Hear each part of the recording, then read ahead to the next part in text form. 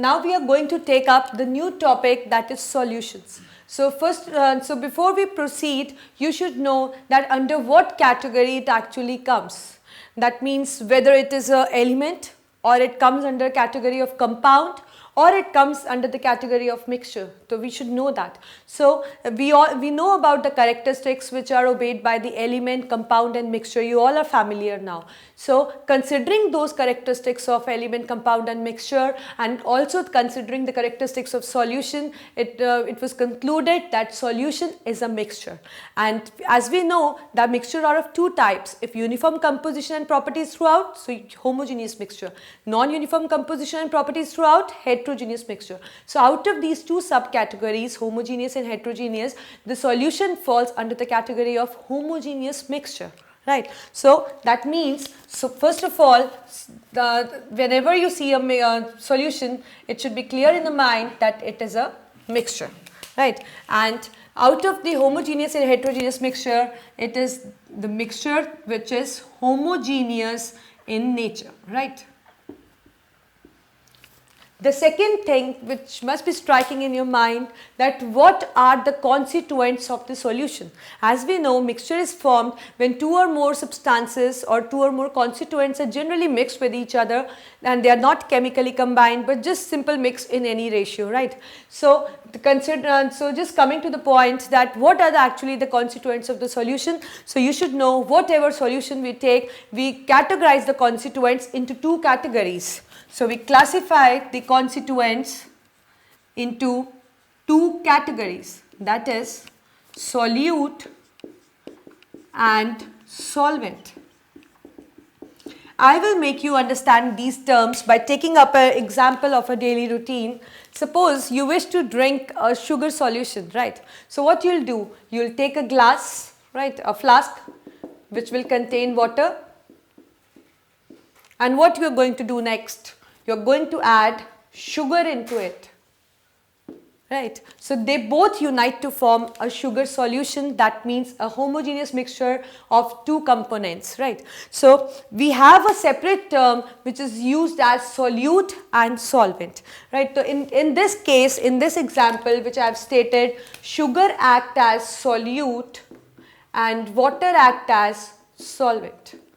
Now the question must be striking in your mind, what are the characteristics are fulfilled by the sugar, that it comes under the category of solute, and what characteristics are fulfilled by the water, that it falls under the category of solvent. So I must tell you that solute is a substance which is present in small quantity. Right. So out of the constituents which are present in a very small quantity, or you can say which is not a very small, I have used a wrong word, that means the component which is present in a small amount as compared to the other one, that is regarded as solute. So in this we are taking so much volume of water, but the sugar we are adding is a little as compared to it. So sugar acts as a solute. And so that means solvent is that which is present in large quantity. I hope that this first difference is clear to you. The second difference lies on the solubility. What happens? Solute, actually when you are dissolving sugar into water, which is going to dissolve? Sugar or water? Obviously it is sugar which is going to dissolve.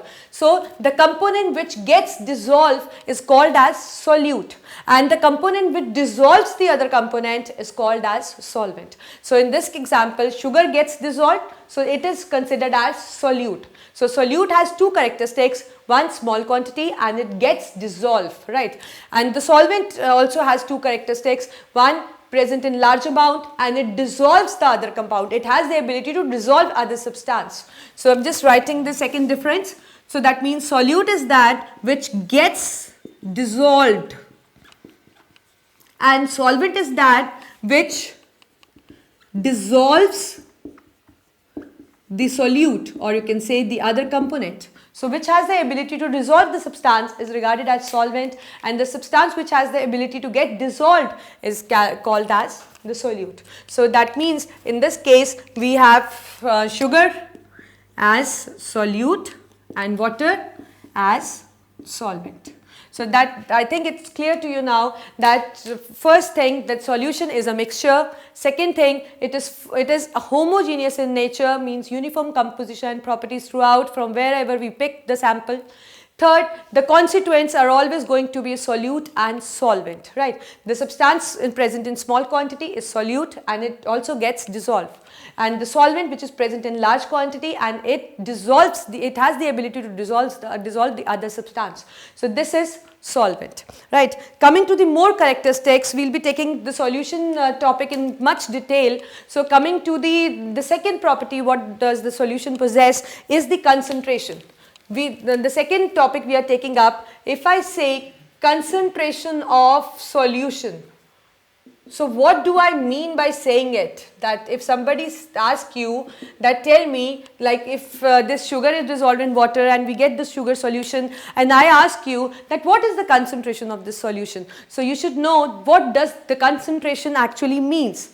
Concentration actually means the amount of solute which is present in given weight of solvent.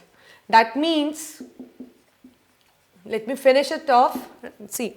So, if I ask you what is the concentration of this solution, by asking this I mean that how much sugar is present in a given amount, given weight of water. So, if somebody asks you the concentration of any solution which is being provided, it means how much solute you have dissolved in the given weight of the solvent. So, the solution comes on the basis of concentration. The solution comes out to be of two types. One is dilute solution and the other is concentrated solution.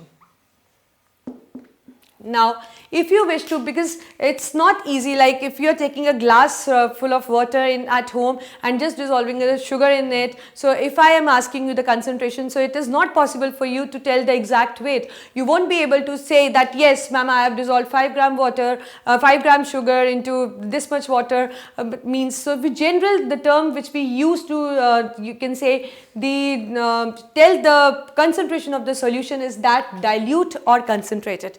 Now, what do we mean by saying that the solution is dilute? If you tell me that your solution is dilute, you mean by it that dilute means which contain less quantity of solute. That means the quantity of sugar, if I take this example, so if this solution is going to be dilute, if the sugar quantity is too small and the solvent quantity is too high. So any solution which contains more amount of solvent and less amount of solute is said to be diluted or dilute. And what does concentrated means? Concentrated means it has more amount of solute as compared to solvent, means the concentration of solvent is less and concentration of solute is high. So whenever there is more concentration of solute and less concentration of water, your solution is going to be concentrated, and whenever there is more concentration of solvent and less concentration of solute, it is said to be diluted. So if you take a glass of water and add 1 glass of sugar to it, then what is going to happen? The sugar quantity will obviously be more, so it is said to be concentrated. And if you take a glass of water and just add a spoon of sugar to it, the solution is going to be diluted because it will contain more amount of water as compared to the sugar, right? So this is how, when we talk about the concentration, this means this diluted and concentrated. So this way you're going to answer